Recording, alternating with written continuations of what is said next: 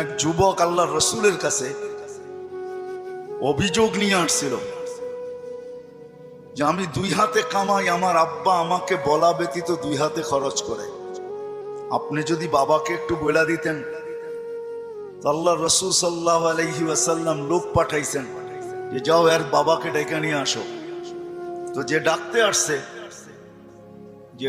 আসছে তো বলছে আল্লাহর রসুল তোমাকে ডাকে। বলছে এই অবেলা? বলছে তা তো বলতে পারবো না। বলছে আল্লাহ রসুলের কাছে কে আছে? বলছে কাউকে তো দেখি নাই, কিন্তু তোমার ছেলে বসা ছিল। তো বাপ যখন বাড়ির থেকে বাহির হইতেছেন তো বাপ বুঝা ফেলছেন কেন ডাকে অবেলা। ছেলে যখন বসা তো মনে মনে কবিতা আবৃত্তি করতেছিলেন, মনে মনে। না জিহ্বা হেলতে ছিল না ঠোঁট নড়তে ছিল।